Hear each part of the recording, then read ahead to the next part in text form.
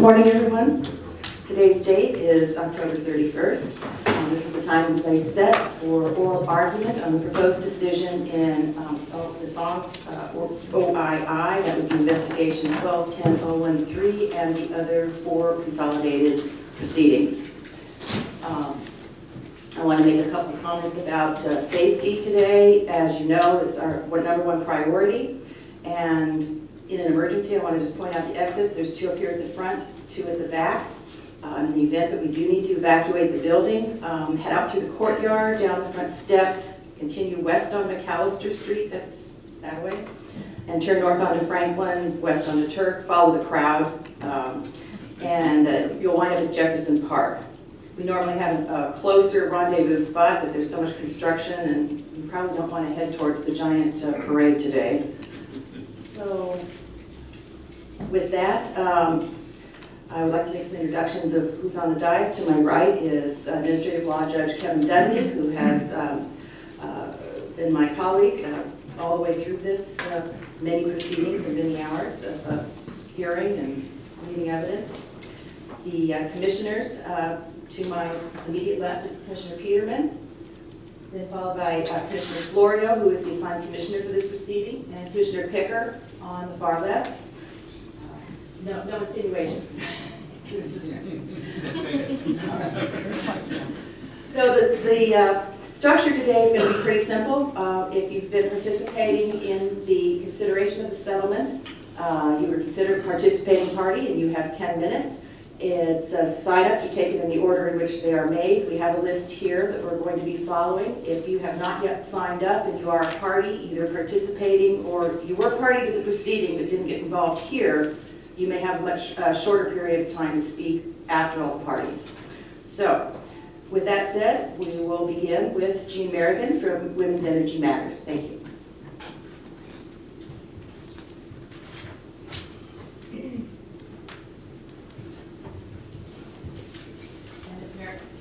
Ms. Merrigan, you'll have 10 minutes, and there's a timekeeper right here. Okay. All right, thank you. Okay, thank you and good morning.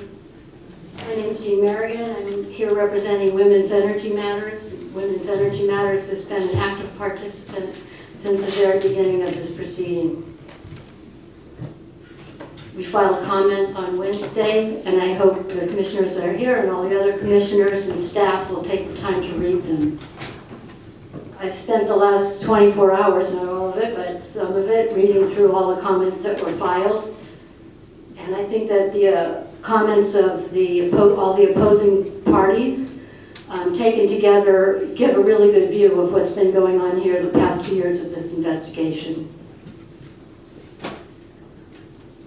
You'll read a lot about the incomplete record, the fact that we were not allowed to develop a record on the reasonableness of the steam generator replacement project. We were not allowed to develop a record on the reasonableness of the utilities' replacement power choices. But I want to use my short time here today to talk about an issue that was fully developed on the record, and that's the issue of community outreach and emergency preparedness. I'll read you the January 28th scoping ruling back in 2013 set out that issue. It was included in the January 28th scoping ruling. There would be a review of the reasonableness and effectiveness of SCE's actions and expenditures for community outreach and emergency preparedness related to the song's outages. And please take note that this proceeding addressed 2012 and 2013 costs. So we were looking into the reasonableness of the community outreach and emergency preparedness during that time period. A very full and complete record was developed on this issue. But unfortunately, this wasn't included in the settlement agreement, and I believe the proposed decision gives it very short shrift. The proposed decision would kick the issue over to the 2015 GRC, where it says it may consider the issue, but not that it will consider the issue.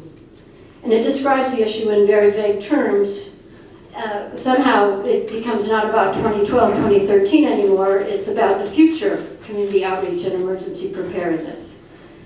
But as I said, WIM, CDSO, and the joint parties developed a complete record on 2012 and 2013 outreach activities. WIM's work in this issue is on the record. It includes a content analysis of Edison's outreach materials, and that includes a content analysis of Edison's flagship community outreach asset, which is songscommunity.com. The record includes Mr. Russell Warden of Edison's acknowledgement in phase 1 evidentiary hearings that the website is paid for with ratepayer funds. Our content analysis revealed that throughout 2012 and 2013, songscommunity.com portrayed the plant on its opening page as continuing to be safe, clean, reliable, and affordable. The word safe, our content analysis showed, appears 7 times on that opening page. The word reliable or reliability 4 times. And if you run your mouse over the top of the page, where it says safe, clean, and affordable, the words safe, clean, affordable, and reliable will pop up again. So at ratepayer expense, the message went out throughout 2012 and 2013, a time when the plant had been shut down due to a radiation leak, that the plant was safe. At a time when there was only 1 month of electricity production, that the plant remained reliable. A time when, if this PD is approved, ratepayers will pay billions for that lack of production of electricity. The service was not affordable. And also a time when the plant essentially transitioned into being a nuclear waste dump on this California coast. So it's definitely not clean. This 2012-2013 misuse of ratepayer funds is illegal under Section 451, and Section 455 authorized return of these misspent funds. As I said, the proposed decision claims to resolve the issue by sending it to the 2015 GRC, where it may be considered. It also now characterizes the issue in a way that can be interpreted as what Edison will do in future years. We looked at 2012-2013 activities. We found blatant and illegal misuse of ratepayer funds. Together with CDSO and joint parties, we developed a complete record on this issue. There was actually a reasonable review of 2012-2013 community outreach activities. We would like, and we requested in our comments, that this issue be resolved by refund of the misspent funds and a commitment by the CPUC that it will develop policies and programs to provide oversight of utility misuse of ratepayer funds for corporate PR. Our discussion today of this proposed decision doesn't take place in a vacuum. All of the commissioners heard Commissioner Farron's farewell remarks. I'm pretty sure that all of us, not most of us in this room, have read the emails between President Peavy and Commissioner Florio in another proceeding with PG&E executives. The past 2 years of this proceeding are a textbook example of how procedural evasiveness at the CPUC serves the utilities' interests. WIM requests that any final decision in this proceeding, whether through settlement or otherwise, will not use procedural evasiveness to ignore the fully developed record in the proceeding on 2012-2013 community outreach activities. You have the legal authority to make Edison take responsibility for its illegal use of ratepayer funds in 2012 and 2013, and we ask you to exercise it. Thank you. Thank you, Ms. Merrigan. Before we go forward, I'd like to acknowledge Commissioner Sandoval has joined us. Thank you, Commissioner. And President Mike Peavy is on the phone listening. He's at a remote location, not in the city today. All right. So before we go ahead, are there any questions with Ms. Merrigan's testimony, or would you like to stay until the end? let's proceed. Thank you. Mr. Gnesta.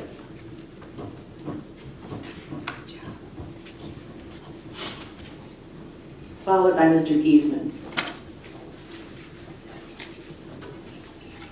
Good morning, Your Honors, and good morning, Commissioner Florio, Commissioner Peterman, Commissioner Picker, and Commissioner Sandoval. I'm here on behalf of 4 minority groups: the Los Angeles Latino Chamber of Commerce, the Black Ecumenical Center, and the National Asian American Coalition and Chinese American Institute for Empowerment. But we are representing here far more than those groups. 40,000 Latino evangelical churches are interested in the Commission's proceedings, and 5,000 African Methodist Episcopal churches are concerned. Firstly, before I get to our position and the comments we filed, our groups support safe nuclear, at least until solar energy and wind power can play a very dominant and relatively inexpensive role in this state. And that means this Commission must act carefully in not giving out a message that will be seen as hostile to nuclear energy. We would invite, of course, if this Commission would like, to have a poll done of the groups that did not appear in this proceeding. Disproportionately, those that did not participate were our 60% of our population, and the more than 60% in the Edison and San Diego territory, who are minorities. We think it will show overwhelming majority support for this Commission not sending a hostile message on nuclear energy.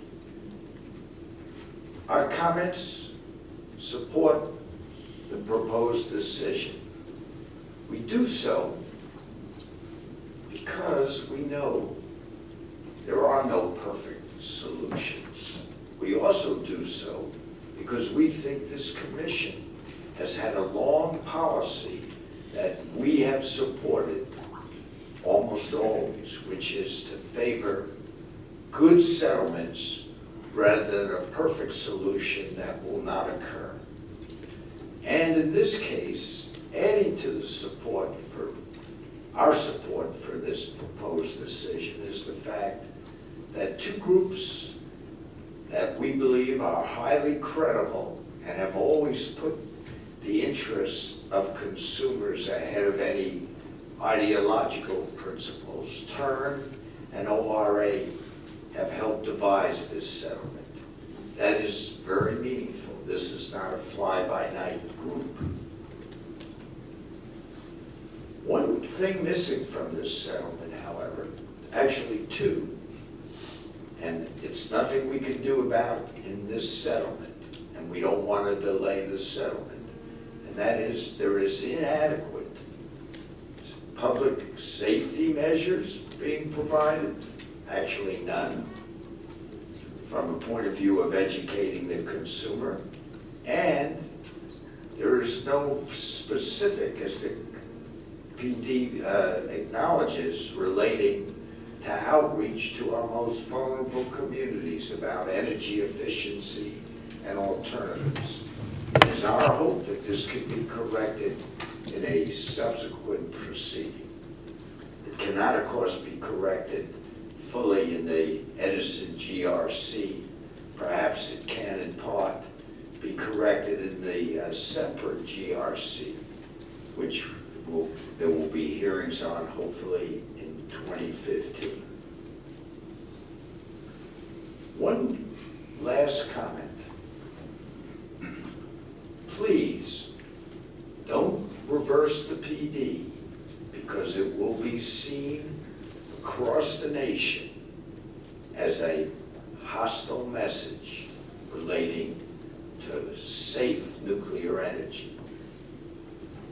is a future for safe nuclear energy. We think that future will require, of course, legislation in California, but small, ultra-safe nuclear plants away from faults and away from large population centers may be the answer to what will, in our opinion, be a growing energy problem for the next 20 years. Thank you very much.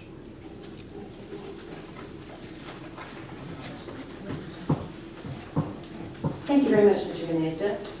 Mr. Giesman, followed by Mr. Weissman. My mistake, followed by Mr. Friedman. Good morning, I'm John Giesman on behalf of the Alliance for Nuclear Responsibility. I want to thank you for the opportunity to address you today. We have filed comments on the proposed decision going into some detail as to our belief as to why you cannot legally approve the settlement as presented in the proposed decision. Today, I don't want to reiterate those points, but rather to address why you should not approve the proposed settlement. Before I do that, I would call your attention, though, to the proposed decision, conclusion of law number 20, and ordering paragraph number 8, which address keeping the investigation and consolidated proceedings open, and I'm quoting from conclusion of law 20, so the commission may undertake consideration of Rule 1.1 violations which appear to have occurred during the course of these proceedings. And no party is identified, no instance is identified. This is vague, menacing, ambiguous language with the sole purpose of attempting to intimidate participation or comment in this process. It's inappropriate for a public institution which is attempting to encourage the participation of the public in its process, and I would encourage each of you to disavow this type of threat in whatever final decision you adopt. I'm also not going to dwell on the findings of UC Energy Institute work paper number 248 about the consequences that have been suffered by California ratepayers from the premature shutdown of the plant. The work paper is cited in the proposed decision. Interestingly, the impact on rates is not cited. The UC Energy Institute paper calculated that in 2012, about $369 million of rate increases in California were caused by the shutdown of San Onofre. About a 15% increase in the cost of electricity, which the Energy Institute determined was shielded by an offsetting decline in the price of natural gas. Now, maybe that gives enough cover to just ignore that impact. But according to UC, over 10 years, the present value of that amount is $3.4 billion. And I raise that to emphasize the magnitude of consequence stemming from the commercial destruction of Southern California's largest electric generating asset. The PD does mention the Institute's work on CO2 emissions associated with the premature shutdown of the plant. And according to the Institute, the social cost of that carbon using the White House price for carbon is about $331 million in the first year. That's the equivalent of over 2 million cars on the road. Now, the PD addresses that by providing for a $5 million a year research program at UC. And I'll leave it to your own discretion to determine whether that's an appropriately proportionate response. But I will observe that it is unlikely that the state of California will be asked to preach any more sermons to the United Nations about California's global leadership in climate protection when you issue indulgences to California's most heavily regulated companies at a ratio of $1 for every $66 of damage caused. The 3 points I do want to emphasize are policy related. I've made parallel legal arguments in the Alliance's comments on the PD, but they are in declining order of financial consequence. Inappropriate operation and maintenance expenses for a plant that stopped operating February 1st, 2012. According to the settlement agreement, $785 million would be approved for operation and maintenance expenditures on this plant in 2012 and 2013. Now, in fairness, the amount of O&M for January of 2012, before the plant closed, should be recovered in rates. That's not an amount that's been identified, but the average of $785 million spread over 24 months is about $33 million. So $752 million of O&M on a plant that is not producing a single kilowatt hour of electricity. That's the equivalent of posthumous dental work or surgery. And if a doctor attempted to recover those costs from Medicare, he'd be put in prison. I should emphasize that the Alliance for Nuclear Responsibility does not oppose any bona fide decommissioning expense. So any of that $785 million, or if you will, $752 million, that would qualify under the strict test of whether this was a decommissioning expenditure or not, ought to be recovered. But that's not what the settlement agreement does. It says, here's your 785, try and get as much of it from the decommissioning trust as you can, but whether you're successful or not at that effort, you're going to get your money. Second point that I would raise has to do with construction work in progress for a plant that has not operated since February 1st, 2012. How can you have an acceptable construction work in progress project that wasn't online and in service by February 1st, 2012? Our comments on the settlement agreement itself last spring pointed out that that number had accumulated to $584 million, a 60% increase for Southern California Edison since the plant shut down, a 31% increase for San Diego Gas and Electric since the plant shut down. But the number has climbed now to $615 million. It just keeps growing, and the plant has not generated electricity since February 1st, actually since January 31st of 2012. The third area, and I think frankly it is the most egregious, has to do with the provisions of the proposed decision for recovery of replacement power. The settlement agreement completely ignores any offset for foregone sales revenues in calculating replacement power costs. Now, the order which started this entire process, the OII which you adopted a couple of years ago, mentioned the need to capture that offset 4 separate times, twice in the ordering paragraphs. Yet the settlement agreement makes very clear, no, we're not going to make any offset. How much of a difference does that make?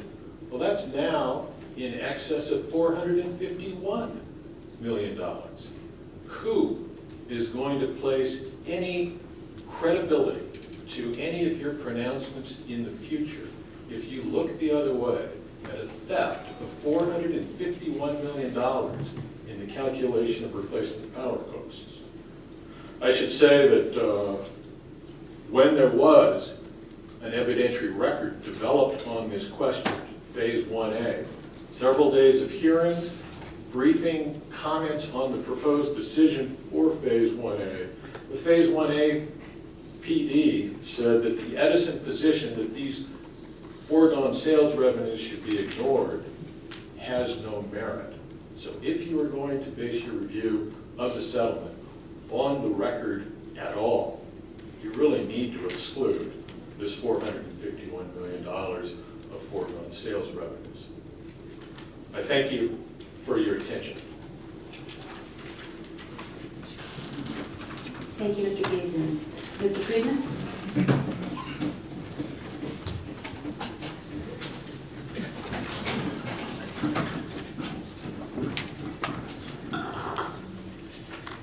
May it please the Commission.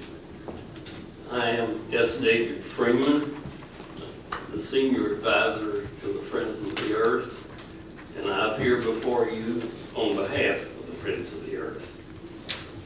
FOE supports this settlement. We do so as the party whose efforts played a key role in uncovering the facts and providing the expert analysis that persuaded this commission to initiate this OII. Some of the members of this commission who were present at the time will recall that FOE urged you to initiate this proceeding. We patiently understood why you needed to wait until 9 months after the plant was closed down before you initiated the proceeding, so that you could include the rate-making issues that we are discussing. But for the knowledge and initiative of this commission in framing this investigation to include actual action on rates, we would be waiting until the years that this proceeding would have to go on, and then yet another proceeding to even get to the issue of rates. And I just think that the newcomers in this proceeding should recognize the Commission's consumer-oriented approach to this whole matter. It was a series of reports initiated by FOE's technical expert, Arnie Gunderson, who informed all the parties of the reasons why the steam generators failed. It was the incisive analysis by FOE's other technical expert, John Large, that documented how the Edison Company short-circuited the approval process at the NRC.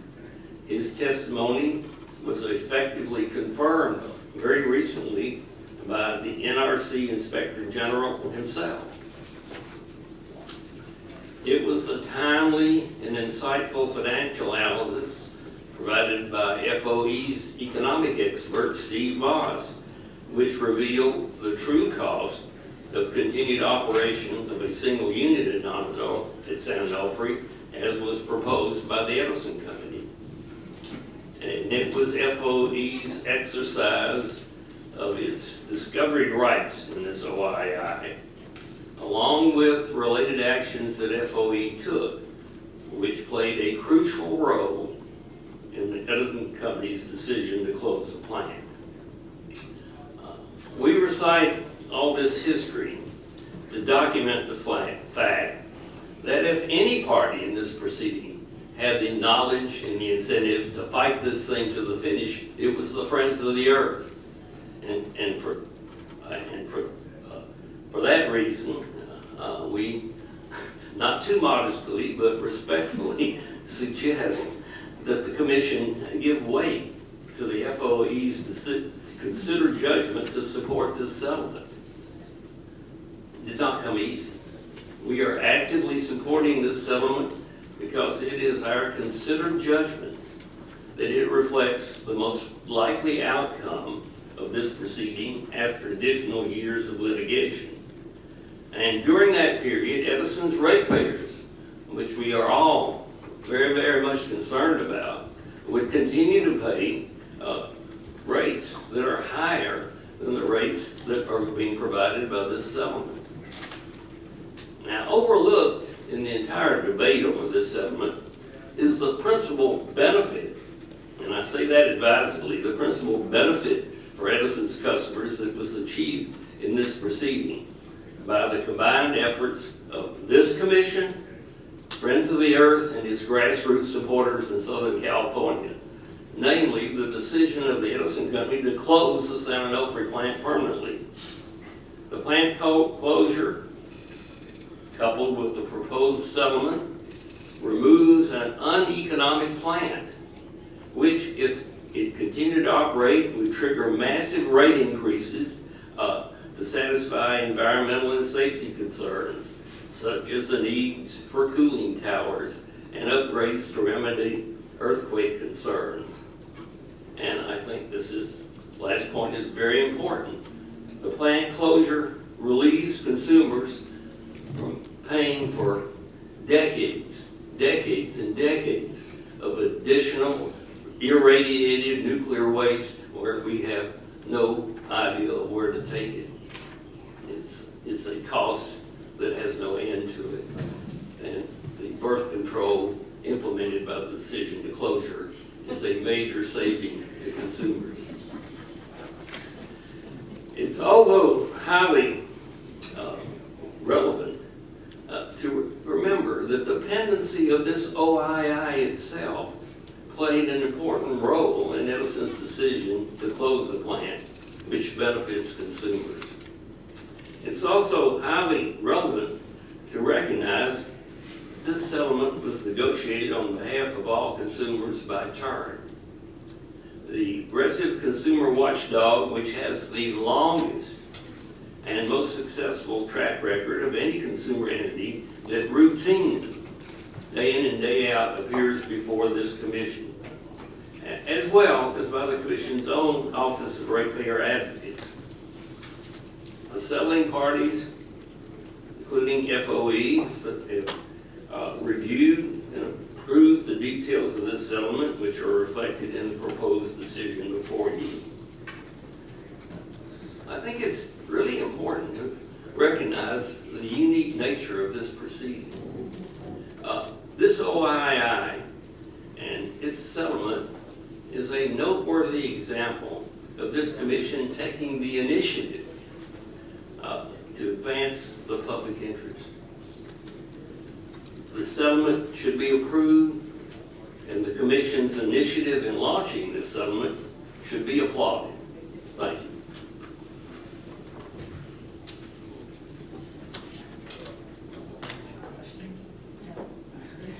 Thank you, Mr. Friedman. Mr. Weissman.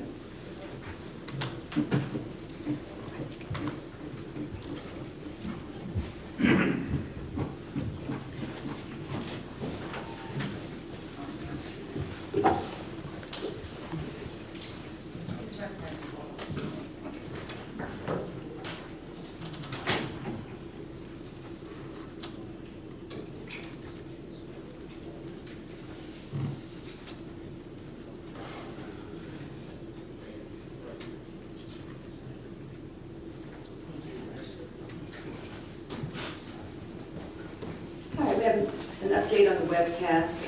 Technician is here. It'll probably take about 5 minutes to go live. I think, Mr. Weissman, do you have any objections going ahead? Not at all. All right, thank you. Please proceed. Good morning. My name is Henry Weissman. I represent Southern California Edison. We support the proposed decision and urge the Commission to vote on it on November 20th. Let me start by providing a broad overview of the 5 major elements of the settlement.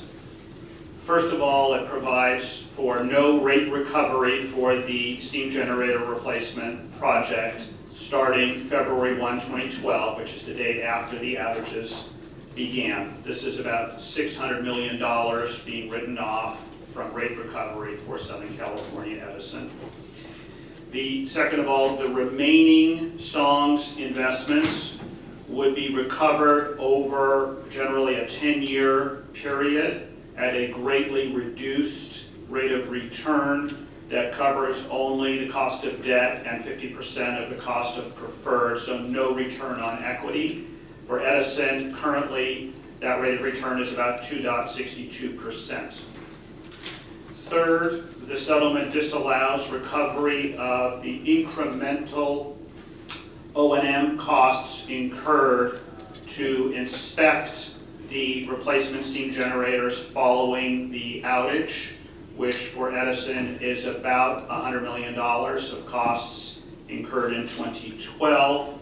So those 2012 costs would be disallowed. Remaining O&M is permitted to be recovered up to authorized, those rate levels that were preliminarily authorized in our prior GRC. And I might say the extent to which Edison's O&M costs as actually recorded were reasonable, including the incremental inspection and repair cost, was a very hotly contested issue in this proceeding. The settlement permits partial recovery of those costs. Fourth, ratepayers pay for the market purchases of replacement power that they use. There is no offset for foregone sales because that would amount to a disallowance based on the loss of songs.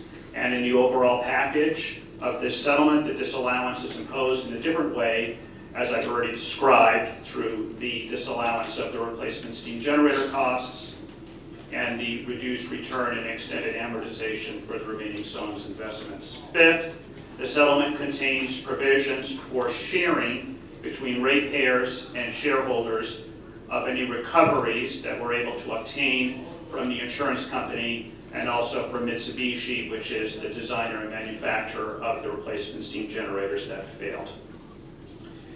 We believe the settlement is reasonable and should be approved. Edison, had the case gone forward, would have presented substantial evidence demonstrating that it acted prudently in all respects, and hence phase 3, had it been litigated, would have been heavily contested. Edison decided that rather than engage in protracted litigation of this kind, it would be better to settle and to be able to focus on other issues, including replacing the song's output. The song settlement is not an admission of imprudence. We believe the evidence would have shown that Edison acted prudently. It's a settlement, however, that allows us to put the issues behind us. As you will hear, the settlement is supported by a broad-based coalition of consumer, environmental, and labor groups, and we'll let them explain why they concluded, from their perspective, that the settlement is in the interests of consumers and ratepayers. Overall, we believe it is a reasonable compromise that is well within the range of reasonable litigation outcomes of this proceeding. Indeed, the claim of our opponents that even more costs should have been disallowed than are under the settlement is based on an extreme and unprecedented outcome.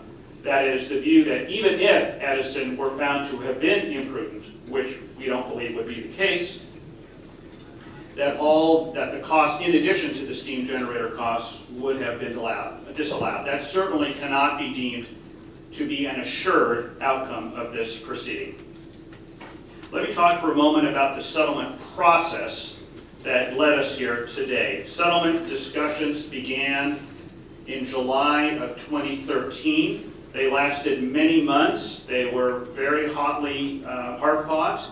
The settlement was signed 8 months later at the end of March of this year. The 6 settling parties filed a motion for settlement approval in early April, almost 7 months ago. Actually, more than 7 months ago. The process for the consideration of the settlement has been extensive. On April 24th, the ALJs issued a ruling requiring the settling parties to provide testimony, answering a series of questions. There was an evidentiary hearing on the settlement on May 14th. There was a community meeting on the settlement. Parties filed comments. Parties filed reply comments. On September 5th, the assigned commissioner, Commissioner Florio, and the ALJs issued a ruling requesting modifications to the settlement, which the settling parties accepted. Opponents were given the opportunity to file comments on that as well. There was a proposed decision that was issued on October 9th. It is very thorough. It carefully analyzes each of the arguments made by the opponents of the settlement and concludes that the settlement is in the public interest, that it meets the criteria for approval, that it is reasonable, and that it is lawful. We urge the Commission to adopt the proposed decision on November the 20th. Prompt approval of the settlement will enable the utilities to provide the benefits of the settlement to consumers quickly, including by reducing the amount of SONGS costs being collected in rates starting on January 1st, 2015. Prompt approval of the settlement also allows Edison and San Diego to focus on the important efforts to obtain recoveries from Mitsubishi and from NEO, our insurance company, as well as decommissioning and meeting resource adequacy and reliability goals. I'd be happy to answer any questions you may have. Thank you. Thank you. The other Mr. Friedman, Matt Friedman.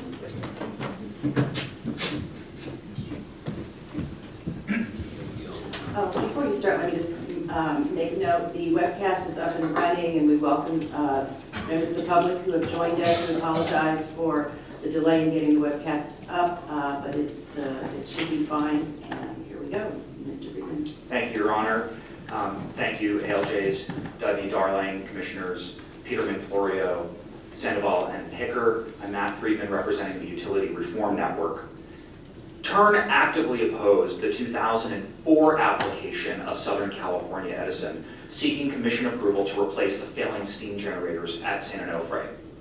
In that case, we argued that the project was unlikely to be cost-effective and pointed out that even slightly adverse events would saddle ratepayers with significant uneconomic costs. We urged the Commission to consider what would happen if SONGS were to go out of service for a year due to unforeseen problems at the plant. The Commission rejected our arguments, concluded that a one-year outage was unlikely, and approved Edison's application, despite the fact that the cost-effectiveness modeling scenario showed that that investment didn't make sense. Had the Commission accepted TURN's recommendations and decided differently in that case, we wouldn't find ourselves in this situation today. In the current investigation, TURN actively litigated the major issues presented in phases 1 and 2. We strongly oppose the rate proposals made by Southern California Edison and San Diego Gas and Electric, and offered aggressive alternatives based on our understanding of the applicable law and the best outcomes achieved in prior cases. Had this case been resolved through litigation without a settlement, we recognize there was significant uncertainty as to how the contested issues would be resolved. Edison and SDG&E put many problematic proposals on the table, and these proposals were given substantial amounts of hearing time and consideration by the Commission. The adoption of any one of these problematic proposals would have set terrible precedents if adopted by this Commission. Despite these risks, TURN was not committed to settling the case. We only settled because the terms were favorable compared to what we expected to achieve through litigation. These favorable terms were achieved through prolonged and very contentious negotiations between TURN, ORA, Edison, and San Diego Gas and Electric. And TURN ultimately decided to settle because it was not clear to us what incremental ratepayer benefits could be achieved by rejecting the favorable terms achieved through negotiation and instead rolling the dice with litigation. We had initially hoped the Commission would remove the base plant from rates in November of 2012, pending the resolution of this investigation. The Commission did not take this action at the outset of the investigation, and it became clear to us that there would be no meaningful rate relief for an extended period of time. Given this reality, our decision to settle on favorable terms was intended to expedite the return of overcollections, avoid extended litigation delays, and bring down rates for customers as soon as possible. In terms of the numbers, the settlement leans heavily towards the positions put forth by ORA and TURN. On a present value basis, the settlement doesn't just split the difference with the utilities. It moves 70% of the way from the utility proposals towards the TURN and ORA positions.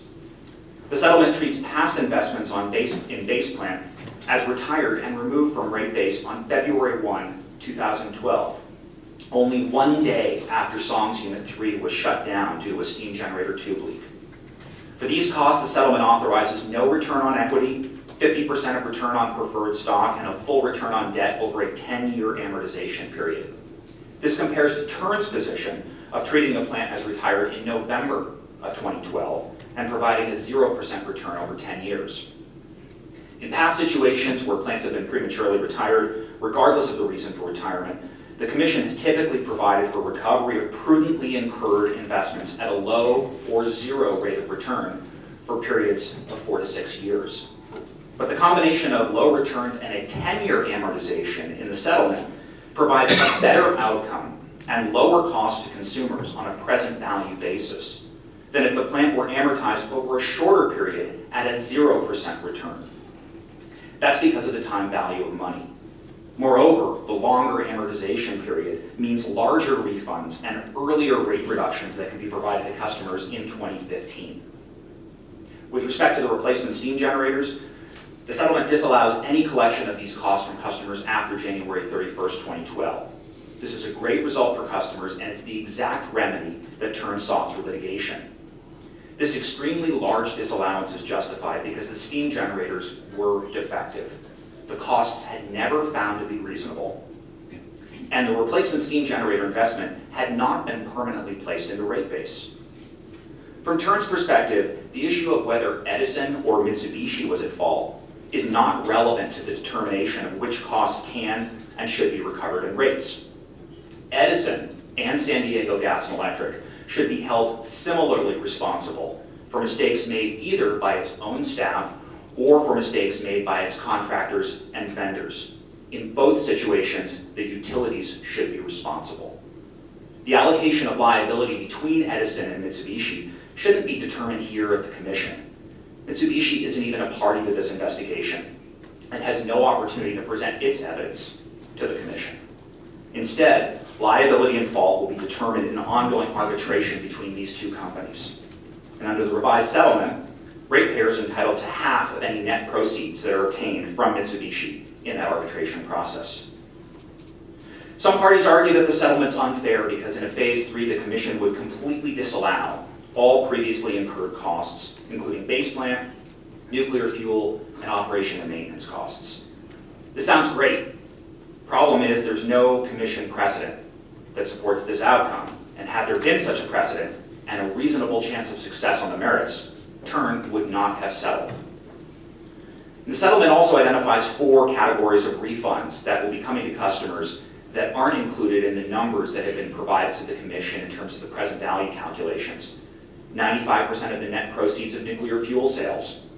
Could be a couple $100 million right there. 95% of the net proceeds of materials and supplies.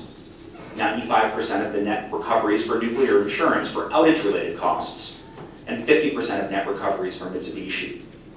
Funds from any of these sources would reduce the obligations of ratepayers and would mitigate and could effectively zero out the cost to be collected from customers under the settlement between 2015 and 2022.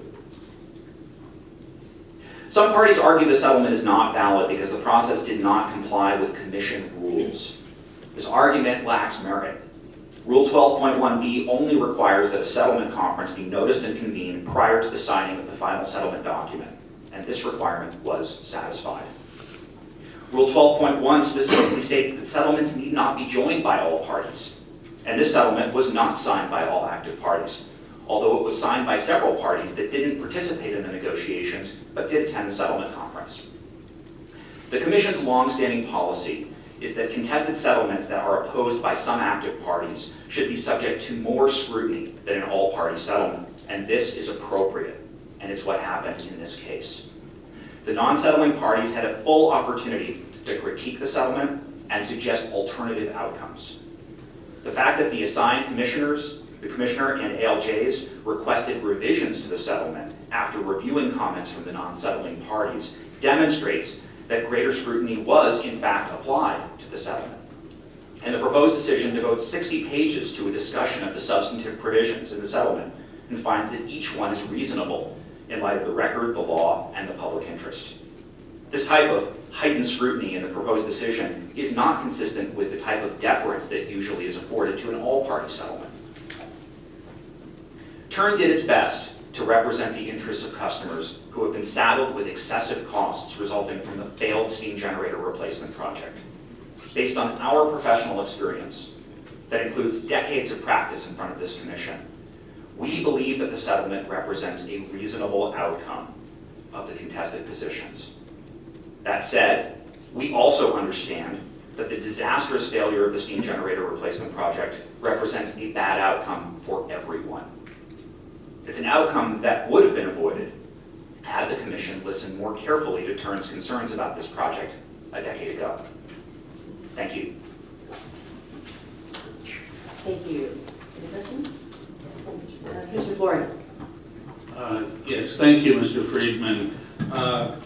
There is a table at the top of page 32 of the proposed decision that I believe is taken directly from the settlement that shows the litigation positions of Turn, DRA, and the utilities, and then the settlement. And there's a line, present value of revenue requirements at 10%. Is that the best place for us to look for how this outcome compared to the litigation positions of the various parties? I don't have the table in front of me, but I believe you're correct. The present value calculations were done to show the commission how the costs were split relative to the positions taken by the utilities and Turn and ORA. I think it became clear to me, at least as we were talking in the settlement process, that there's a lot of moving parts here, and one thing that's very important is to understand how they all fit together into numbers that would allow for an apples-to-apples comparison between positions. And I would say that this split of positions here was one thing that we looked at, but not the only thing we looked at in determining whether the settlement was acceptable from our perspective. And the numbers in that table do not reflect those 4 additional categories that you just mentioned, the 95% of nuclear fuel, 95% of materials and supplies, etc. That's correct. It seemed unreasonable, to me at least, to try to estimate numbers because these are refunds that either will or won't be provided based on the money that comes in. Some have a higher probability than others, but particularly with respect to insurance claims and arbitration awards, it's very challenging for me on behalf of Turn and anyone that we could have as an expert take a look at this to try to divine an accurate number. There is no accurate number from a forecast basis. There's only the number that actually shows up. And our goal was to make sure that whatever money comes in through those insurance and arbitration processes, that ratepayers get their fair share. So would it be fair to say that as these outstanding issues are resolved, the deal only gets better for ratepayers? That's for sure. Thank you. All right. Thank you, Mr. Friedman. Great, thank you. Jamie Malden.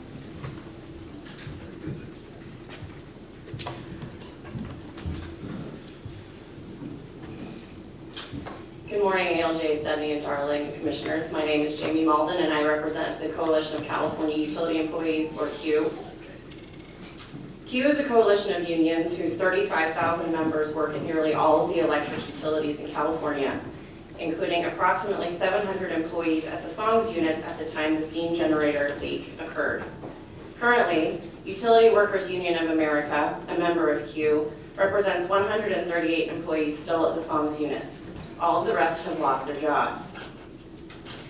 CUE has been an active party in this proceeding and since the OII was issued and decided to join the settlement agreement for several reasons.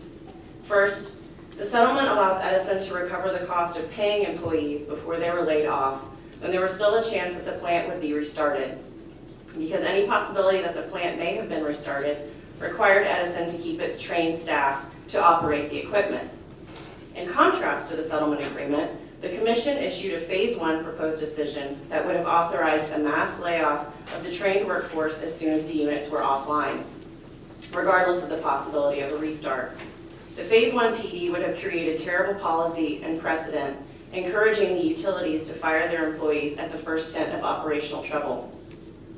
It's important to remember that the SONGS workers are a unique asset, one which has been trained to keep the public safe from potential disaster. SCE and SDG&E ratepayers have invested in these people, and they would have been impossible to replace or reassemble if the plant had been restarted. Unfortunately, the Phase 1 PD and other parties arguing against keeping trained staff failed to consider the value of these workers. Additionally, for 2013, the settlement agreement authorizes severance expenses for those approximately 560 employees who have now lost their jobs. Lastly, and very importantly, CUE believes the settlement agreement strikes a fair balance so that ratepayers pay for the portions of songs that reliably served customers at a greatly reduced rate, the replacement power that customers consumed, but not the steam generators after they failed.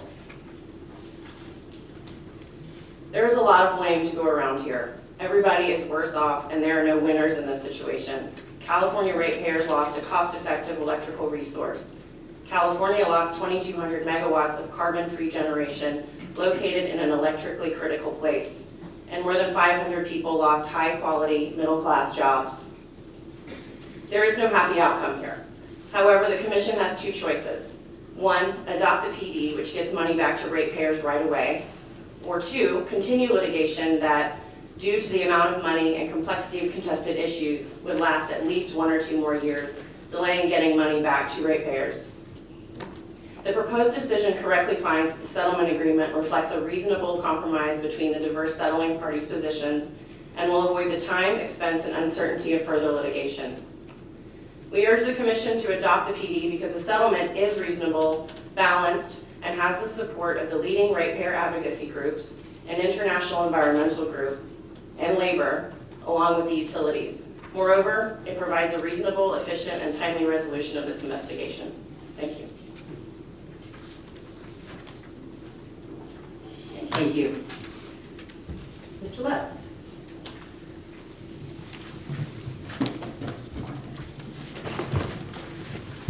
Followed by Mr. Proctor.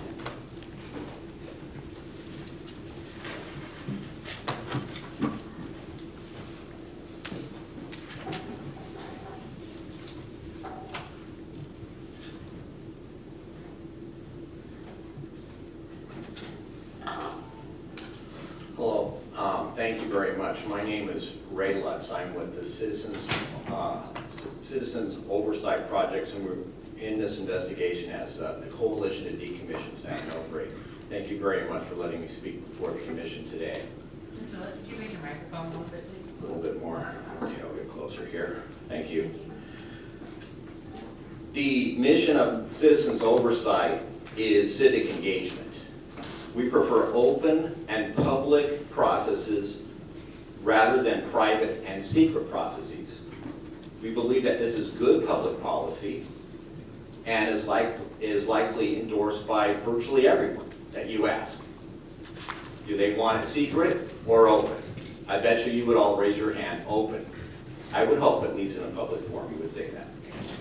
Transparency encourages fair and just decision-making and discourages waste, fraud, and abuse. My background is not as an attorney, but as an engineer with an advanced degree. After careful consideration of nuclear energy, we have concluded that safety, waste, and cost make nuclear energy a bad public policy to continue. This is our first attempt to provide citizen oversight in the processes of the CPUC, but we do it with the experience of providing oversight to many other governmental groups. So I may say that any settlement is worth agreeing to as long as a nuclear plant is shut down. This proceeding had nothing to do with the decision to shut down the plant. We believe this is an abandonment of the duty of the groups representing ratepayers to give in very easily to the utilities without pushing for the position of the ratepayers. No matter how you look at it, there were significant investments in this plant based on the plan to extend its life by another 40 years, which were lost. The original equity, though, in the plant was recovered by investors in 2001. So those investors that originally invested in this plant made their money back a long time ago. All the recent investment was speculation on this plant will continue for a long time, at the rate of about $115 million a year. A lot of that would have been saved had this plan never been approved and gone for. Now, what we noticed in our review of this first consideration of your processes is that there's two processes here. A public process that we're involved in right now, and all the other courtroom and formal procedures and rules, which are apparently very respectable. However, there's also an actual process that is the one that's really used. The actual process uses ex-parte meetings, significant number of them, maybe improper communications between the utilities and the commission, maybe a great number of those. Private and secret settlement meetings where not everybody is involved. It's not a public process that you're sponsoring here. And in fact, you say that it's your policy that you like that process better. You like the secret process better. Shame on you. Shame on you. You should not like the secret process better. Public process is better. It's open, it's transparent. You also say that it's better because it's cheaper. I beg to differ. Even a 1% improvement in the ratepayer position is $33 million. That'd probably pay for a lot of proceedings. Certainly would pay for some for me. I've made zero on this. And I don't really expect to make a lot, but a lot less than $33 million, because I hope that I can improve the position of the ratepayer by at least 1%. And unfortunately, the other ratepayer advocates have said, well, we don't want to try to improve the ratepayer position by at least 1%, so we'll give in. So the commission should not automatically say, oh, it's better to go for the settlement. It's certainly not going to be better for the ratepayer because you can get at least 1%, I'll bet, about going through with the proceedings. And they're not open. They're secret. They're bad. Bad policy. It's a tradition of turning over your decision-making to other groups. You say, well, we're not going to make any decisions. Well, that turn and the utilities figure it out. That takes us off the hook. Then we can just say, oh, we like the settlement because it's the best that we can do because we depend on these guys. Hell, we've been paying them for 40 years. They're on basically our payroll. Turn has been doing this for a long time. They like to be in the process. It's part of their business. They don't certainly want to ruin their insider position here. It's time for the commission to start to change your ways. The secret evidence which surfaced in the extensive communications in the San Bruno case has tarnished your reputation. Allowing secret negotiated settlements to be the primary way that you decide things, that's not a good way to do it. It's now been revealed that the commission has a habit of improper dealing. The San Bruno case has thousands of documents that I've been looking through. Mr. Lutz, the purpose of the oral argument is to keep your comments directed to the public, the proposed decision, okay? And ask your cooperation in that regard. Thank you. This is with regard to this case, and I will continue to make my comments with regard to this case. And this case has to do with the communications which may have proceeded in this case and with the commission. So I object to your interruption of my statement, and I ask for additional time. Were there additional significant irregularities in this case, like there were in the San Bruno case? I don't know yet. But it certainly could have, and it stands to reason that you should investigate that before you go forward with any kind of settlement. I think the commission should come clean here. Immediately submit any late ex-parte information, and also with the utilities. They should submit late ex-parte admissions, like they're doing now in the San Bruno case, where they had to submit over 900 pages of late filed ex-parte communications. Now, a review of reasonableness of, okay, there was an application that was supposed to be put forward within a few months after the steam generators were put into place. That was targeted for June of 2012. And I think by your own rules, it was supposed to be put in in 6 months. They didn't do it. You didn't really ask for them to do it until one of the parties in this proceeding asked for you to roll that into, and you did, rolled it into phase 3, but it's never even been brought up. In fact, had that application been brought forward, this plant would not be in rates at all because it wasn't running at that time. You have left it in rates the whole time through your inaction, through your not allowing that application to be put in and forcing them to put it in the way it was supposed to. You allowed it to be in rates the whole time. And it's still in rates. We're still paying for a plant that is not working. That is embarrassing. Embarrassing for me because I'm a citizen and you're working for me. You're working for me. And the fact that you're not paying attention to that is an embarrassment to me because I'm a citizen. The commission should, well, the settlement is unfair to the ratepayers. It cannot be fairly evaluated without more evidence because you didn't go into any of the possible improvements. In fact, that was explicitly taken out of the proceedings by ALJ Dudley's ruling. None of it would be left in. It was explicitly excluded. Any attempt by the parties, such as us, to get anything in was objected to by the utilities, and they took it out. And we never got to that point, and specifically they came up with this settlement and backroom deal, which now you say is good, because you like backroom deals for some reason, instead of having it out in the public. And some of the parties here say, oh, we couldn't do any better in the transparent process. There's no guarantee of that, but just the fact that you have a transparent process is better.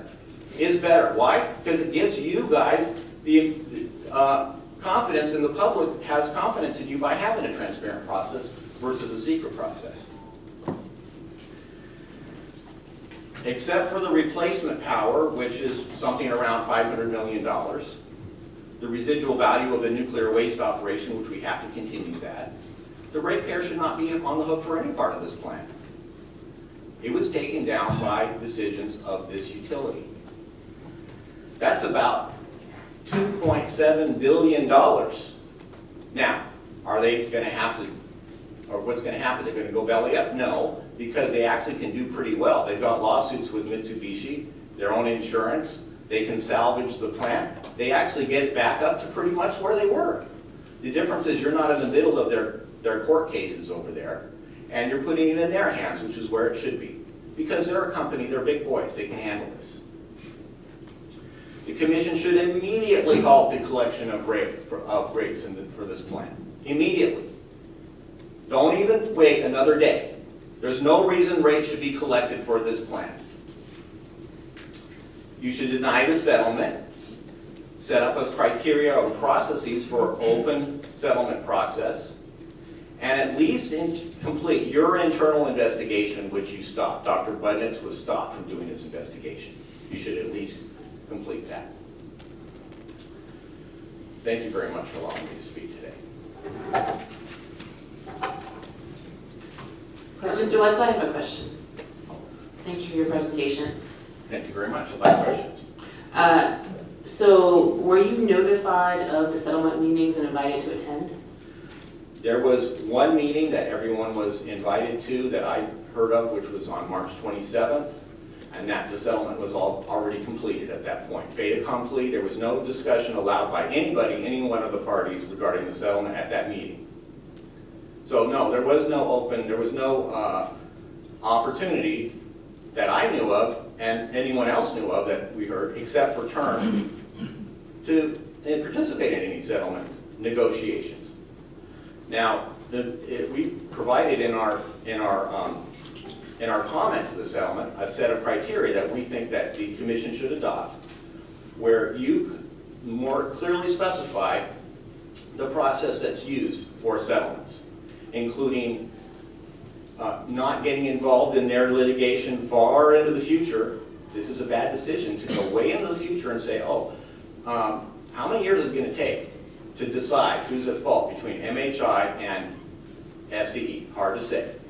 I know that in the Novell Microsoft case, which was going on for like 25 years, and it's finally settled. So it could go on for decades before they decide that. Cost, pretty much no limit, because the attorneys like to spend a lot of money, and we have no way to control that. So our view is that you should be out of that litigation between their subcontractors. Now, in our, So I'm going to stop there because I was just mostly interested in your general question about the secrecy potentially of the Okay. settlement agreement. So perhaps we have two parties coming up as well, ORA and I believe SDG&E still remain. So maybe they can speak to the noticing of the settlement meetings. But Mr. Friedman in turn noted that the settlement meetings follow, the guidance that the commission provides. So I wanted to just clarify that issue with you in terms of whether it was your choice not to participate versus whether you were somehow not informed of the process. we participated in everything that we possibly could, and there was no participation available to us at that meeting. That meeting, the settlement was already done. Thank you. Any more questions? Give me a chance to talk some more. I think that's it, Mr. Lutz, thank you. Okay, thanks. Mr. Proctor?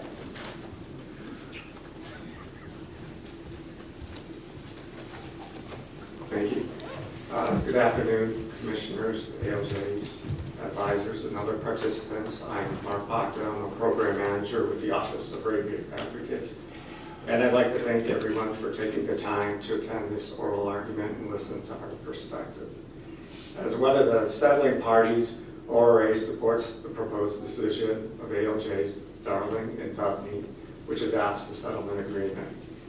The proposed decision considers the settlement as a whole and finds that it reasonably allocates the various cost categories between shareholders and ratepayers and is in the public interest. It finds that if the commission held hearings on phase 3 issues, there is a wide range of outcomes and that the provisions of the amended settlement agreement are within the range of possible outcomes. The proposed decision identifies the settlement agreement's primary result of ratepayer refunds and credits of approximately $1.3 billion. Throughout this process, ORA is focused on the 3 primary aspects of the settlement agreement that contribute to this benefit. First, SCE is permitted to retain its authorized operational maintenance and costs for 2012, but does not obtain recovery of approximately $100 million in incremental inspection and repair costs incurred in 2012. The proposed decision finds that the settlement provisions related to O&M and other non-O&M operating expenses are reasonable. The second issue is the rate-making treatment pertaining to the remaining investment in the SONGS facility referred to as base plant, and the reduction in rate of return on base plant. The proposed decision finds that the proposed recovery of base plant over a 10-year period at a reduced rate to be reasonable. SCE in San Diego ceased earning a full return on its investment in SONGS base plant effective February 1st, 2012, when the facility stopped operating, and the undepreciated value of base plant will be amortized in rates over a 10-year time frame at an extremely low rate as described in the settlement. The proposed decision states this compromise is clearly demonstrated in the present value revenue requirement, which shows that the settlement agreement is $360 million less than SCE's litigation position. The proposed decision further states that instead of the usual authorized rate of return, the settlement agreement reduces shareholder return on all SONGS investment to less than 3%, which has the effect of saving ratepayers approximately $420 million over the 10-year amortization period. The third issue is the rate-making treatment for replacement steam generators. The settlement disallows any rate recovery associated with the replacement steam generators effective February 1st, 2012. This rate-making adjustment is both substantial and unprecedented. The utilities will recover none of the undepreciated book value in the replacement steam generator investment effective when the SONGS facility stopped operating. The ratepayers do not pay for the replacement steam generators when they are no longer operational. This is the most optimal result from ORA's perspective that it could achieve, and equivalent to achieving 100% of its litigation position on this issue for ratepayers.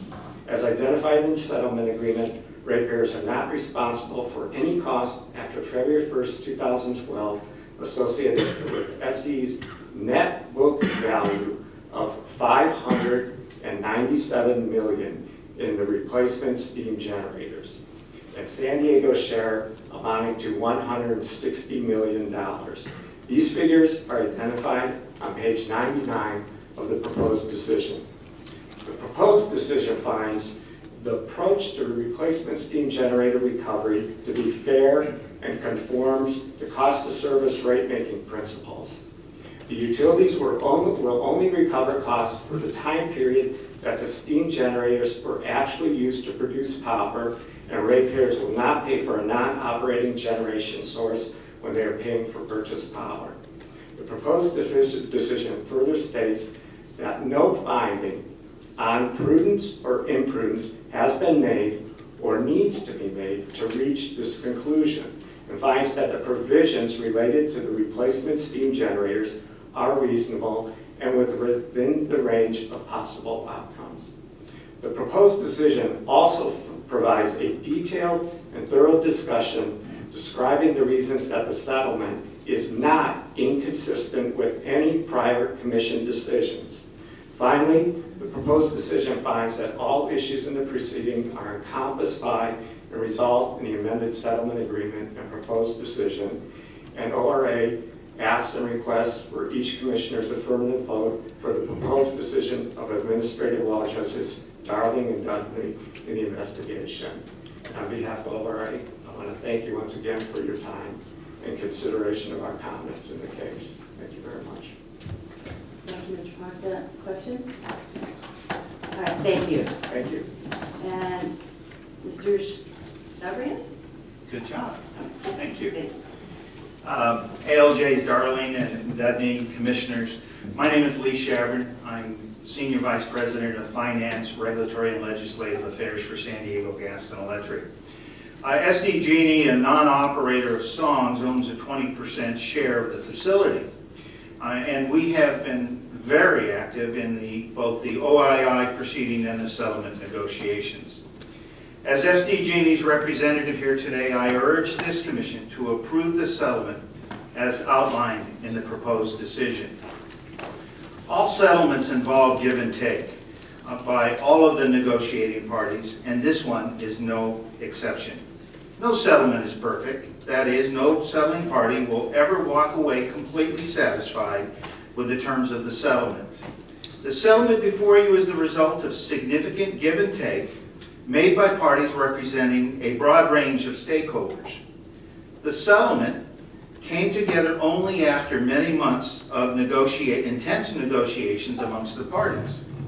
All parties made significant concessions along the way. Each of the settling parties weighed the potential risk of continued litigation against the settlement's terms. Even this commission weighed in, strongly recommending that certain terms be amended or added to make the settlement more favorable to ratepayers. All of the commission's recommendations were accepted by the settling parties. In the end, SDG&E is confident that the resulting settlement is a fair and reasonable agreement that deserves this commission's approval. As the very thorough and thoughtful proposed decision explains, this commission has a long established standard for reviewing and approving settlement agreements. First, the settlement must result in just and reasonable rates. Second, the settlement must be consistent with the law. Third, the settlement must be reasonable in light of the whole record. And last, and certainly not least, the settlement must be in the public interest. The settlement now before this commission strongly achieves all four of these requirements. In the settling parties' comments to the proposed decision filed on Wednesday of this week, the settling parties have requested a few changes to the ordering paragraphs. If adopted, these changes would ensure that the benefits of the settlement agreement would flow promptly to ratepayers starting January 1/15. And SDG&E urges this commission to adopt those recommended changes in the final decision. I suspect that most of us in this room are ready to move on. I know I am. I've been involved with settlements for over 35 years at this commission.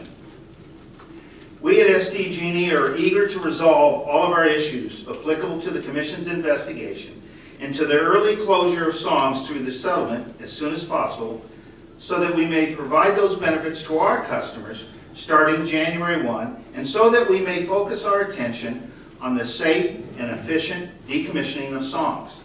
Thus, on behalf of SDG&E, I urge the Commission to approve the settlement at its November 20th Commission meeting. Thank you. Thank you. Commissioners, any questions? Thank you very much. No, all right, thank you. Are there any other parties in the room that did not have an opportunity to sign up? Seeing none, no further questions. Commissioner Florio, do you wish to make a comment before we close? Well, yes, this is perhaps the only opportunity we'll have before the 20th for the commissioners as a group to discuss this. So I would also invite any questions that my colleagues have for me or for the ALJs regarding this. I just want to emphasize, I have, just to be doubly sure, gone back through all of my emails and confirmed that there were no ex parte contacts with my office. Both President Peavy and I publicly and on the record urged the parties to reach a settlement, but the settlement that's presented is totally their work product, and neither of us had any role in crafting the settlement as some have alleged. So I want to thank those parties that did make the tough decision to come to a settlement here. I know all sides that participated gave up things that they didn't want to, that they thought they might win in litigation, but I think considering all the other important work that this commission has in front of it, that resolving this in a fair and expeditious manner is a good idea. But certainly invite any questions from my colleagues. Well, Commissioner Florio or Judge Darling, if you want to comment on the question I asked earlier about the protocol being followed for settlement in terms of inviting all the parties. Sure. Under the rules, what parties are, they notice when parties have negotiations, which are voluntary and do not need to involve all parties, particularly in these multi-party settlements, they will very often engage in preliminary negotiations and try to reach some level of understanding. The rules require that at that point or some other point prior to signing the agreement, they must put out a notice for an opportunity for other parties to come and discuss the settlement. From reading in the comments submitted by the parties, the concern by a few parties was that they felt that they should have been included from the beginning, and that as a matter of fairness and due process, we should have ordered that settlement negotiations include all the parties. Our rules and our decisions in the past have very clearly understood that when you have multiple parties, settlement negotiations can be a lot more difficult on complex proceedings. So we have previously approved subsets of parties working to reach negotiated settlement. It also, we specifically have a provision that says it does not need to be an all-party settlement. So the concern was access to negotiations. Now, two things that are in the decision that might be instructive is one that one of the parties that did eventually offer support for this agreement, Rural Business Academy, had voluntarily gone and approached the utility, was their testimony, and that's described in here. They did not join the settlement. Two other organizations that were not involved in the settlement negotiations joined the settlement agreement. So I think that the fundamental concern is they weren't invited, but they do have the opportunity to come into the settlement agreement. They have an opportunity to say, we like that, you could change this and we would come on board, or we don't like it. And could any party have initiated settlement discussions? Certainly at any time. Okay, thank you. And I would just note, I was a party before this commission for 30 plus years before I was appointed, and we had, I participated in hundreds of proceedings, many of which were resolved by the traditional litigation route, and a number of which were resolved by settlement. And in these big cases, inevitably a settlement starts with two people having a conversation, and then three, and then four, and then five. The rules that have been in place for about 25 years now say that you have to have at least one publicly noticed meeting where all parties attend before the settlement is signed. Now, sometimes the parties come in and say, the parties that have been talking come in and say, here's the deal, take it or leave it. Sometimes they hear arguments from parties and say, oh, that's something we didn't think about, or, we really want to get you on board, so we'll make some changes. And what happens in that settlement agreement is confidential, so people can't really reveal, who said what and what if any, changes were made in the document when. But as far as I'm aware, the rules were followed in this case, and we could certainly go back and take a look at whether we want to make any changes to those for the future, but the record indicates that that process was followed here. That's correct. Yes. Yeah, excuse me. Yeah, so I guess that was my main question as well, is the settlement process here is established. It does allow that. It does allow discussions that initially don't include all parties, but at the same time, any party may initiate settlement talks. So I just wanted to confirm your understanding as well that what happened here was consistent with the rules in terms of the notice. Yes, there was a notice that was served on the service list the week of, several days before of the settlement conference. Testimony or argument was presented by another party saying, yes, we initiated our settlement discussions way back in February. They didn't go anywhere. Other parties didn't get involved and didn't make any attempt to reach settlement. And that's what our rules provide. And that those that do can come forward and make their argument that this meets the standard of review under Rule 12.1. And typically, as in this case, the commission makes a judgment whether the parties agreeing to the settlement fairly represent, the range of parties in the proceedings. Sometimes, I've seen instances where, there are 4 interest groups in a proceeding, and 3 of them get together and have a settlement, and the 4th one kind of, if you're not at the table, you're on the menu kind of thing. And the commission sometimes rejects settlements like that, where the interests of the parties that aren't signing are not fairly represented. But in this case, the ALJs and I agree that the key interests were represented, and that the outcome is reasonable.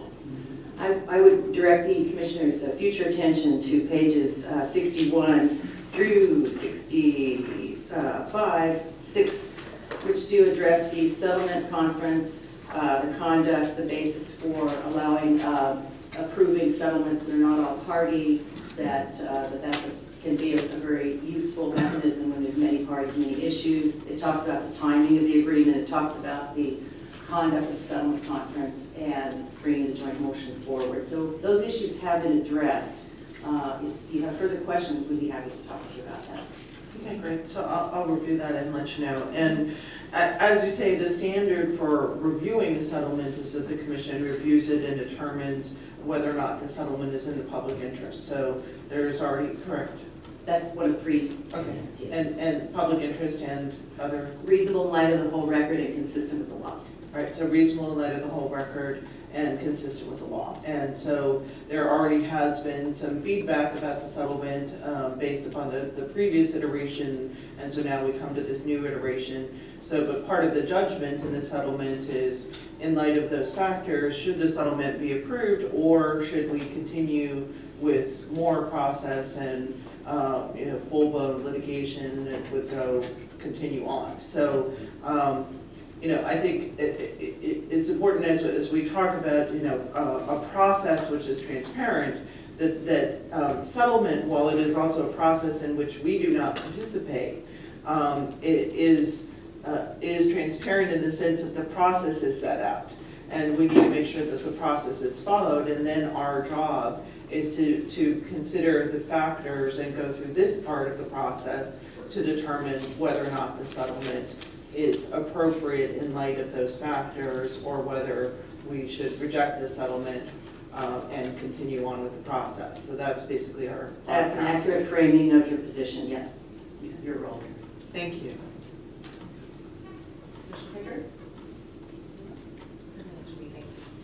All right. Well, I want to thank all the parties very much for coming and helping the commissioners understand their views, and we are adjourned. Thank you. Drive carefully.